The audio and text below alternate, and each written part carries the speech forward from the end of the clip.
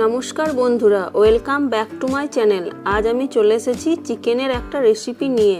আজ আমি বাড়িতে এটা বানিয়েছিলাম, বাড়ির সকলের খুবই পছন্দ হয়েছে, তাই আমি এটা আপনাদের সাথে শেয়ার করলাম। যদি ভালো লাগে তাহলে অবশ্যই একটা লাইক করবেন। তাহলে আসুন দেখে নিন আজকের রেসিপি।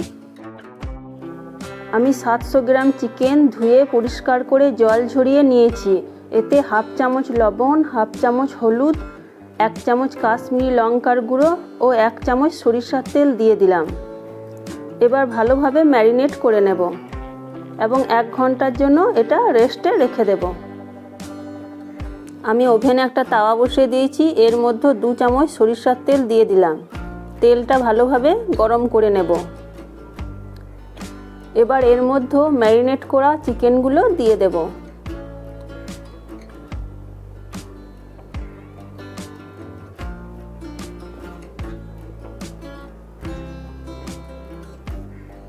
চিকেনগুলো এবার উল্টিয়ে নেব। এই সাইডটাও কিছুক্ষণ ধরে ভেজে নেব।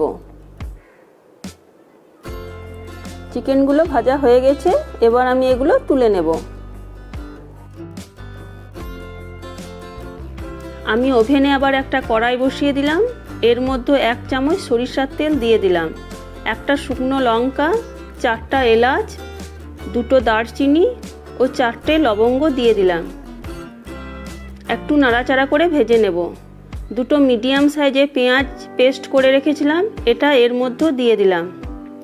1 চামচ রসুনের পেস্ট, 1 চামচ আদার পেস্ট দিয়ে দিলাম।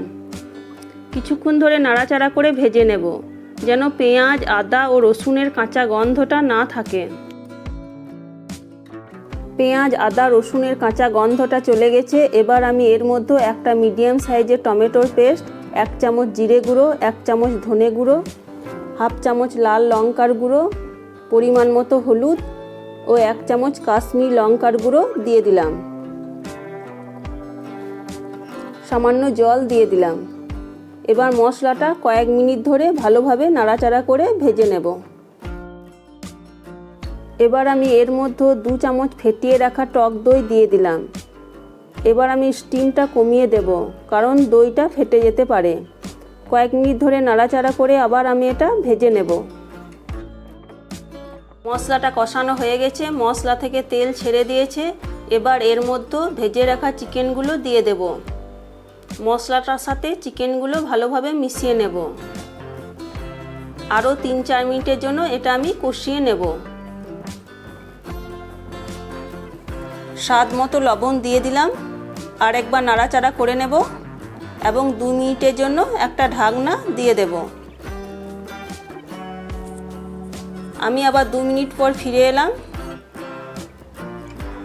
আর একবার ভালোভাবে নাড়াচাড়া করে নেব। এবার এর মধ্যে 1 বাটি জল দিয়ে দিলাম। জলটা ভালোভাবে চিকেনের সাথে মিশিয়ে নিলাম।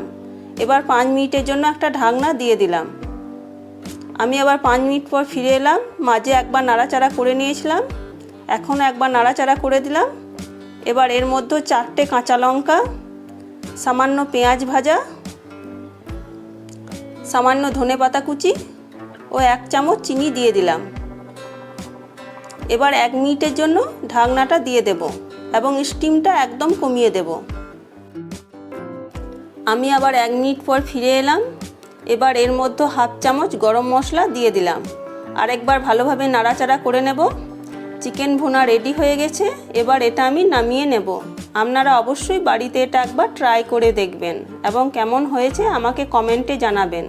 আর আমার রান্না যদি আপনাদের ভালো লেগে থাকে তাহলে অবশ্যই লাইক, কমেন্ট, শেয়ার করবেন এবং সাবস্ক্রাইব করে আমার পাশে থাকার অনুরোধ থাকলো।